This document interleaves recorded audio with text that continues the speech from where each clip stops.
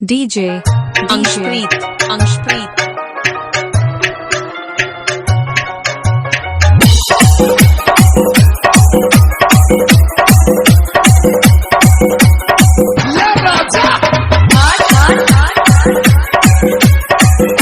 एक गणेश की मम्मी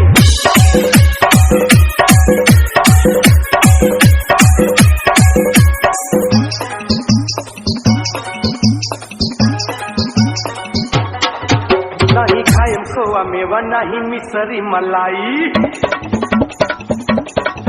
नहीं खाएम खोआ मेवा नहीं मिसरी मलाई, नहीं खाएम खोआ मेवा नहीं मिसरी मलाई, नहीं खाएम खोआ मेवा नहीं मिसरी मलाई। पहले भानी मुझे पीस के लिया DJ Anshpreet ए गणेश के मम्मी, ए गणेश के मम्मी बस बाहर भांग किया दना, के मम्मी बस बाहर भांग किया दना।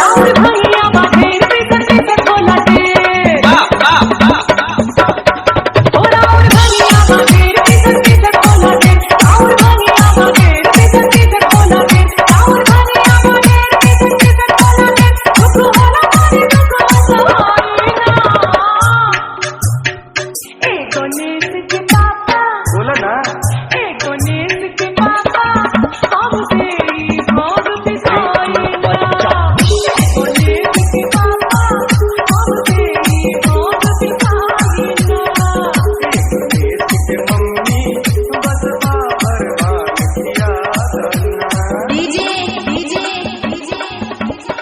Lalu Sound DJ Anshpreet BMP6 Kothia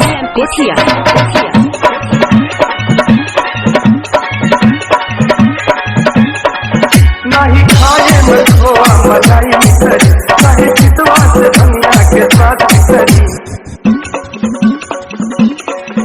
नहीं खाए में खोआ मलाई मिसरी, नहीं चितवा से धनिया के साथ मिसरी। सुनो बतिया हमारी न भावे देवनार, हमरा सामने से जल्दी हटा दना।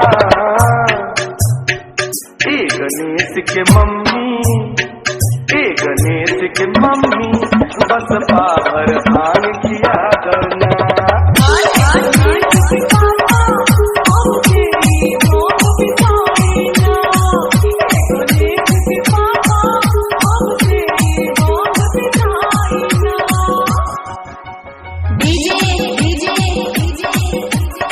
Lalu Sound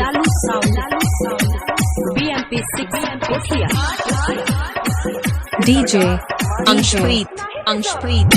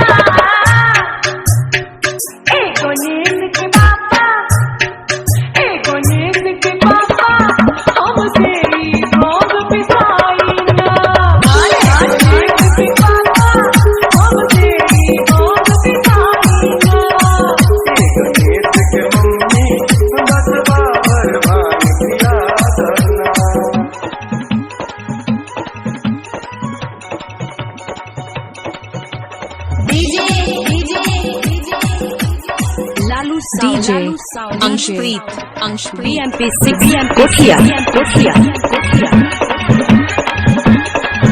अच्छा भैया न देखो सजा मामा, काम मेहनत के कमाई जल्दी कला। अच्छा भैया न देखो सजा मामा, काम मेहनत के कमाई जल्दी कला। हो जा कहाँ बचिलम लेके हम हमारी दम, बस 4 चिलम भर के खा दना। ए गणेश के मम्मी, ए गणेश के